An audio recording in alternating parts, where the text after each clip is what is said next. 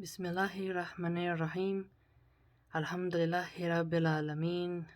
Wa salatu wa salamu ala rasulihi al-kareem wa ala alihi wa ashabihi ajma'in. Amma ba'd.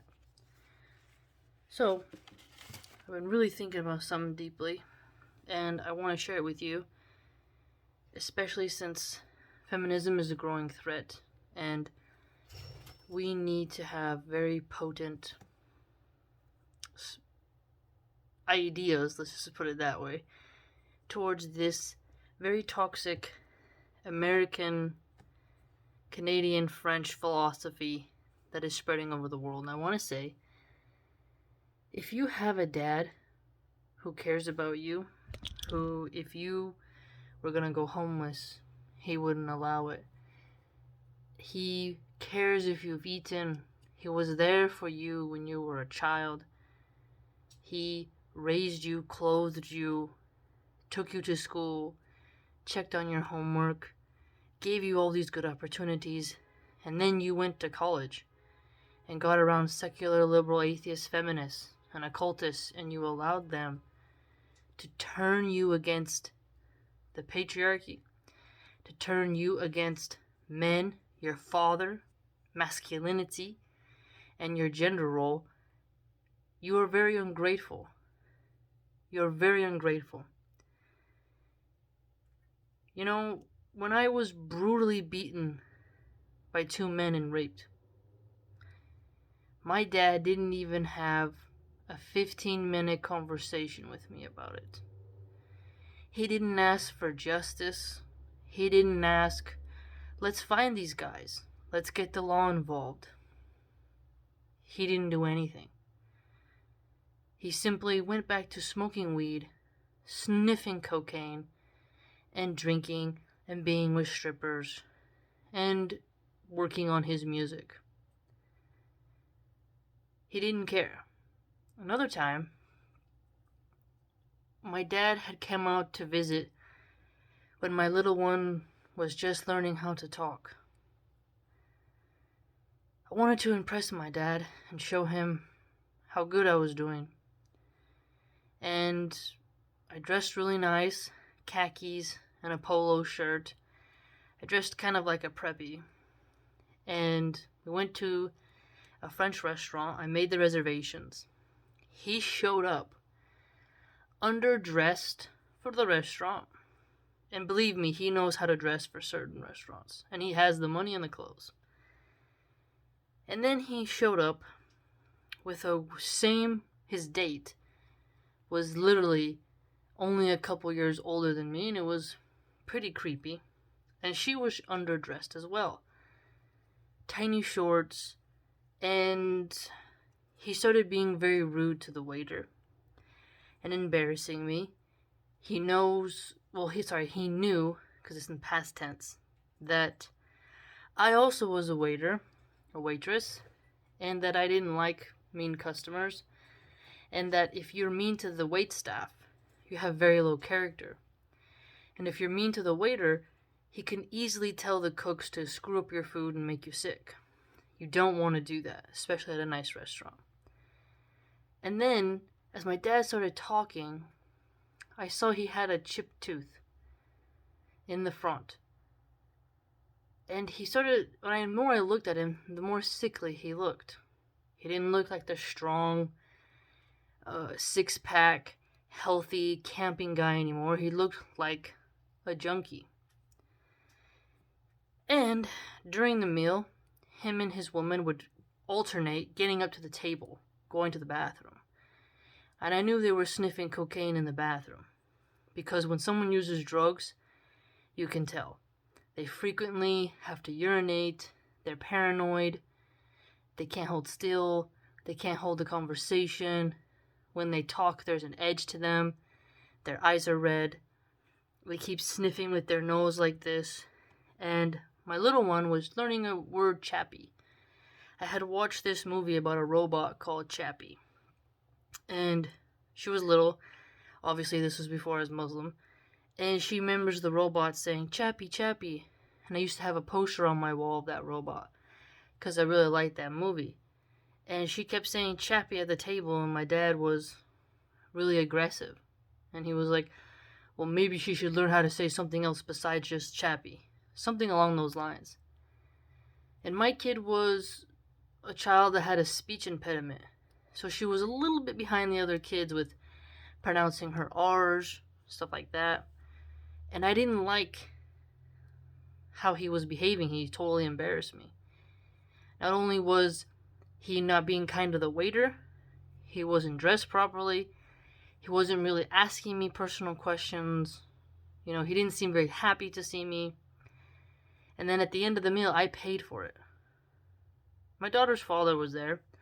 I didn't want him to pay, because I could tell he clearly didn't like my father. It was something that I just wanted to do because I was embarrassed. And I could have let him pay, but I was like, let's just let me pay. And he just kind of stayed quiet, And things like that, and there's other things as well, just really make me dislike how these secular liberal atheists, they romanticize, the destruction of fatherhood, the hedonism, drug use as cool, progressive. But when you're a young woman and you need a real dad and you don't have it, you can never get that back.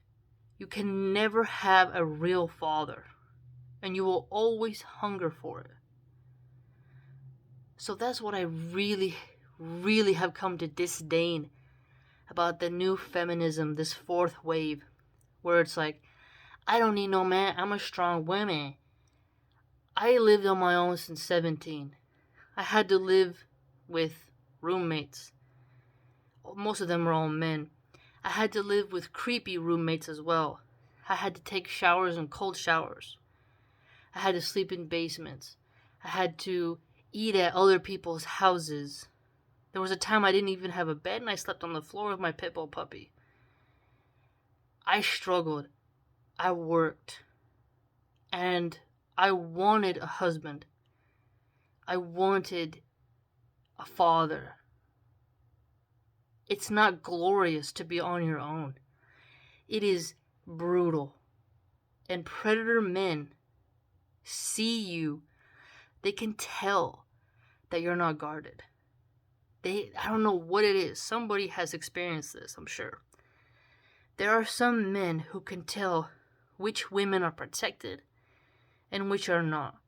That's a spiritual angle that I'm sure atheists refuse to understand. Okay? They're so material that they lack any sense of spiritual connection to any type of consciousness or expression or vibration or energy concerning human behavior in nature. And I had to endure some of the most perverted men who at any time could have unlocked my door and raped me right in my bed. I had to rent rooms and survive. It was difficult. Extremely difficult. Where you don't know if the next month the person will say you have to move out. And having to take the bus to go to work, scraping by. And that's why I really resent these women who are lying to these young girls about, you don't need a man, you don't need a father, you don't need a protector, and that it's going to be all glorious. No sisterhood existed. Okay? I had good friends growing up. Some of them helped me, right? But they had fathers and they had to go live their life. They couldn't be my babysitter. I had no mother and no father. No uncles to protect me. And my grandfather was very old and very tired. And my grandma had mental illness and couldn't even take care of herself. So when people romanticize the destruction of the family, how selling your body for money is glorious. I remember walking home from school in Philly, and men pulling over their car and thinking I was a sex worker, and being terrified in my heart. They could easily grab me by the hair and pull me in the car, right? There'd be times where I'd be leaving the tanning salon and I just had to walk home because, fortunately, my mom wouldn't pick me up. She told me she wanted me to be independent. She wanted me to learn how to get around the city by myself, which is, it taught me a lot, but it also put me in a lot of danger. Okay? Put me in a lot of danger. And she had the time to do it. She just wanted to sleep. You know? And these men were aggressive. Women were aggressive too. Prostitutes high on drugs, thinking that you're coming on their corner when you're just walking home from school, it's very scary. Because some of those women high on drugs, selling their bodies, they got weapons. And if you're beautiful, they'll cut your face up. So, if you have a good mother, you're a Muslim born in a Muslim nation, you have a mom who loves you, who honors you, who would never let you sleep on a dirty floor like me. I mean, I used to get bit up by bed bugs. I had creepy roommates, man. One time, I had these roommates. She was fat and ugly, and her husband was some skinny, weird dude from Peru. And they said, "Do you want to have a threesome?"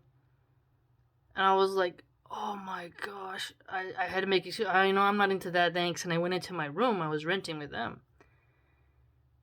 It was extremely awkward. When you're semi-attractive, I'm not going to say I'm a supermodel, I'm not. But when you're a semi-attractive girl, living on your own, renting rooms, you will be approached for sex so much. And you'll begin to realize the feminist sexual liberation has a dark side. And you think you can control people by your beauty, it's not true. Through your beauty, you also attract trouble. You attract predators who want to manipulate you. Another time I had a roommate. He was the bartender at work in a very fancy Italian restaurant. I thought I knew his character. He said, "I can let you rent a room because I have extra space, like $550 a month." And that was a good deal at the time. And one night he got really creepy and he started saying, "You need to ask me before you use the kitchen to cook. And oh, just so you know, I have some weed above the fridge, and if you want to smoke it, you need to ask me." And then he would like lift up his arm, like how men stretch when they're trying to like peacock to you, to kind of show like their stomach. I don't really know how to explain it, but I know you ladies know what I'm talking about when men do that. And I was like, oh no. Oh no. You realize he's not going to be professional, and that lust is in his heart. Sometimes I'd be taking a shower. He'd bang on the door. Are you almost done? Are you almost done? Are you almost done? And I'd be like vulnerable, naked in the shower, obviously. And here's some guy who's supposed to just be a cold, professional roommate, leaving me alone, harassing me as I take a shower. Okay? It was a nightmare. I could tell you other horror stories, but I don't want to be too graphic. But my point is that I want you young sisters to know that these feminists only lead you out of your castle. They only want to lead you out of your protection, out of your fencing, out of your safety. They will censor, lie, and bait you into thinking that to be a strong, independent woman has zero consequences in the real, raw world. Incentivizing young girls to run away from home, to elope with a guy, to be free and liberated and prance around, and your beauty will just make everyone get on their knees and you can always control every guy you come across. Simply because your boob size or your smile. It's a lie. It is a lie. And when you have to rent rooms because you can't afford something else, you see a different side of humanity, and then you realize, I wish I had a mom and dad who I could live with. I wish I could be with a cousin to help me rent. It's not going to be as fun.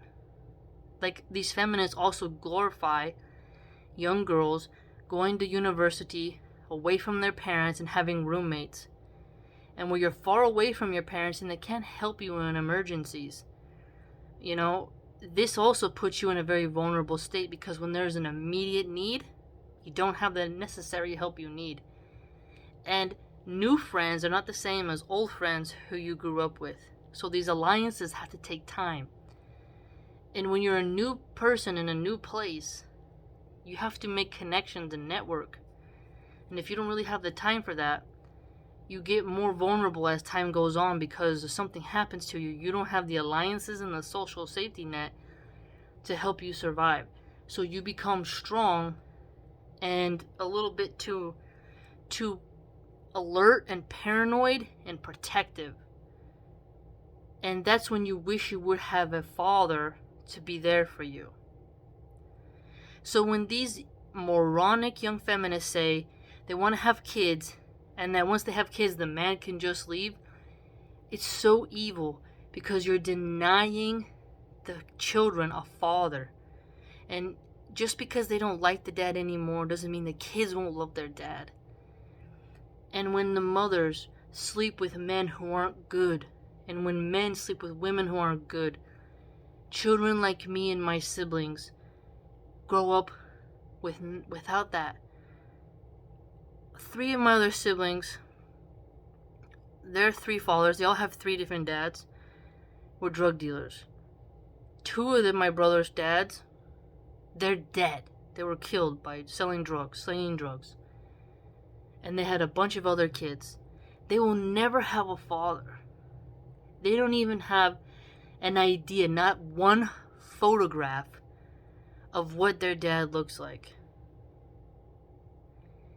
And what is so sad about the sex culture and the drug dealing culture is that it only produces children from broken homes, but the secular liberal atheists glorify it. They support music and musicians that push it.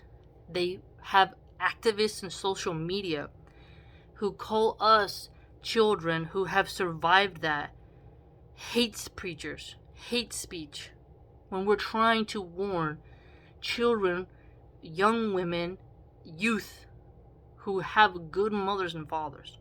Obey your parents. They know more than you. They may not be perfect, but at least you have somebody. Good fathers matter. And it's so sad to see these young feminist women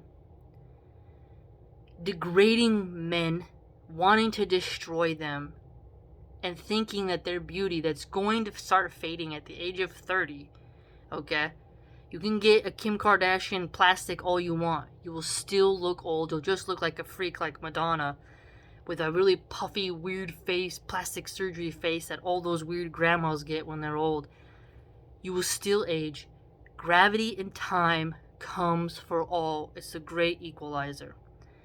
And your children will suffer because you chose vanity, arrogance, and pompousness instead of being a submissive, good, loving wife and maintaining your marriage for the sake of your children. Okay? Don't let these feminists, young ones, brainwash you into rejecting and rebelling against your dad, against your brothers. If you have men in your life who care about you, subhanAllah, Allah has blessed you. I don't want to give you a sad mood, so I won't get too graphic. But other people could tell you even worse, more details. But I think you get the point of what I'm saying. I can never have a mom, and I can never have a dad. Because the childhood process is already past. Even my biological grandfather, who's full-blooded Cherokee, he doesn't know I exist. You know? He don't even know where I am. He don't even know my child. He doesn't even know he's grandfather. He doesn't even know I exist. Then my dad's father, He saw me once at a family reunion where all the family came from Italy, and all of them came from Italy, and we're all in California years ago when I was like 9 or 10, I think. I was catching lizards. He saw me, didn't even come and shake my hand or give me a hug. He saw me, he continued drinking, and that was it. And that was the only time he ever saw me. And he never said anything to me my entire life, and doesn't even know that I have a child. He doesn't care. So I'm telling you, when you come from a line of men who have neglected their duty of guardianship over women, it is not fun. It is not healthy. When you come from a line of broken women, it's even worse. So when I have both, and I'm trying to tell these young feminists to avoid feminist hijabis, to avoid these feminist secular liberal atheists who are promoting OnlyFans and worse, I know what I'm talking about. Learn from other people's life tragedies. Love your mother, love your father. Shame these university professors who are brainwashing you, and be careful where you send your kids to. Because these universities are pushing things that destroy families. There's so much more that could be said, but you gotta listen. Hear the other side. Don't get mad at me because I know more than you when it comes to hard knocks life. When it comes to really, I won't swear. When it comes to really struggling, to grinding, to working hard, to being sexually harassed and having to accept it because I have no man to take care of me. Okay? That's not glorious. It's not glorious. It's not powerful. I've mentioned this probably 2 years ago, but it's always very important. And even though I've been brutalized by men, I won't hate them. Because that would mean I would hate my own future sons if inshallah I get to have some. It would mean I would hate my brothers. To want to destroy men is to want to destroy civilization. To glorify feminine men over masculine men is to destroy civilization and the guardianship of women. Real women, biological women, who can reproduce, breastfeed, and birth human souls. That's a woman. We need men. And I would advise you, please, run away from these feminists. If they say they're Muslim, just run away. Run away, sisters. You'll have to suffer things you wouldn't even imagine if you leave the guardianship of your father and the love of your mother. So don't get mad at me and say I'm being hard, because I still have a soft heart even though I've suffered immensely in my life. And most people can't even tell, because most people who have suffered like me are in jail, they're dead, they never leave the gang life, they never get better, or they've made so much sin their mind is broken. So I know what I'm talking about when it comes to surviving that type of hedonistic battlefield and spiritual decay. So stay with your mother and father. Be careful of who you hang out with, and don't idolize your university professor. Be wary, young ones. Run far, far away from these feminists. Get away from them.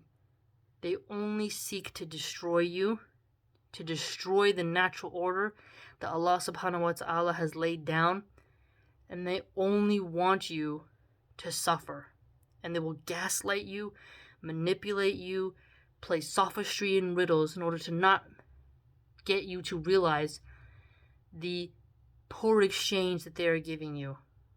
Be wary, young ones, and listen to sisters who are American and who have been through the fruits of secular liberalism and feminism, who can tell you, okay, what so much freedom that turns into oppression.